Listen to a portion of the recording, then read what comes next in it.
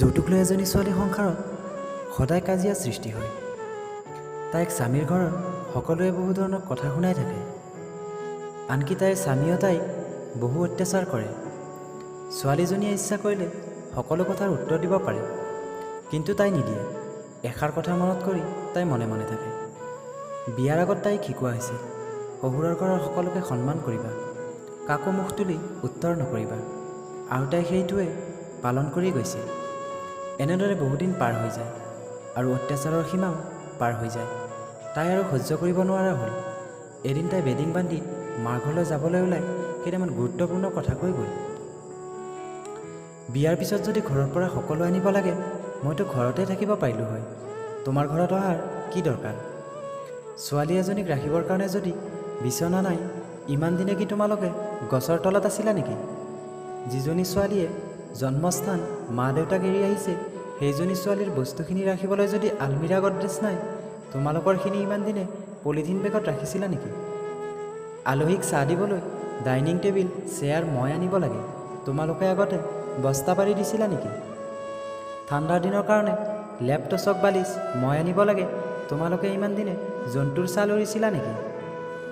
তোমালোকৰ নিচিনা মানুহবোৰে বিয়াৰ নিচিনা পবিত্ৰ বন্ধনটো বিজনেছ বনাই ৰাখিছা।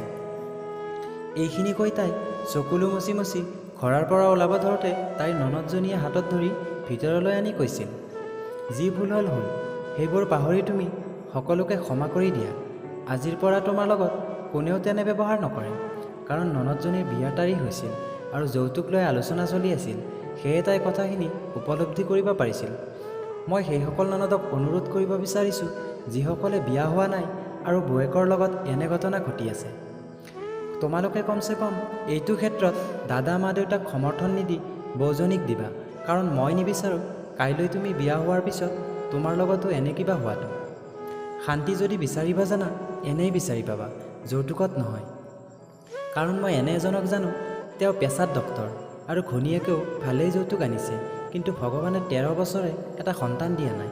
সেয়ে সিহঁতৰ বহুত দুখ। সফলতা আছে কিন্তু পূৰ্ণতা নাই। এজন ৰজাৰ ওচৰত এজন মানুহে এটি চৰাই বিক্ৰী কৰিবলৈ গ'ল। ৰজাই দাম সুধিলে। মানুহজনে বজাৰ মূল্যতকৈ বহু বেছি দাম ক'লে। ৰজাই সুধিলে, ইমান দাম হোৱাৰ বিশেষ কিবা কাৰণ? দেখাততো চৰাইজনী সাধাৰণ চৰাইৰ দৰে, অথচ ঠেঙাখনো ভঙা। মানুহজনে ক'লে, চৰাইটিৰ এটা বিশেষত্ব আছে। মই যেতিয়া চিকাৰত যাওঁ, ফান্দৰ লগত চৰাইটিকো থৈ আহোঁ, আৰু চৰাইটিয়ে চৰাইৰ ভাষাত চৰাইবোৰক মাতি ফান্দত বজায়, আৰু মই জাকে জাকে চৰাই বিক্ৰী কৰি বহুত লাভান্বিত হওঁ। ৰজাই লগে লগে চৰাইটো কিনি চৰাইটোক মাৰি পেলালে। মানুহজনে আচৰিত হৈ সুধিলে, মহাশয়, ইয়াৰ কাৰণ জানিব পাৰিমনে? ৰজাই ক'লে, যিয়ে নিজৰ জাতৰ লগত বিশ্বাসঘাতকতা কৰে তাৰ জীয়াই থকাৰ অধিকাৰ নাই। আৰু আমি মানুহ হৈ বিয়াৰ সময়ত প্ৰতিশ্ৰুতি দি আনি নিজৰ জাতৰ লগত ইমান অন্যায় কৰোঁ, আমাৰ শাস্তি কি হোৱা উচিত? আশা কৰোঁ সকলোৱে বুজিব পাৰিছে। ভিডিঅ'টো যদি ভাল লাগে লাইক কৰিব, কমেণ্ট কৰি জনাবলৈ একেবাৰে নাপাহৰিব, আৰু চেনেলটো যদি নতুনকৈ চাই আছে ছাবস্ক্ৰাইব কৰিব আৰু বেল আইকনটো অল কৰি ৰাখিব পৰৱৰ্তী ভিডিঅ'বোৰ আগতীয়াকৈ চাবলৈ। আজিলৈ ইমানে। ধন্যবাদ। জয় আই।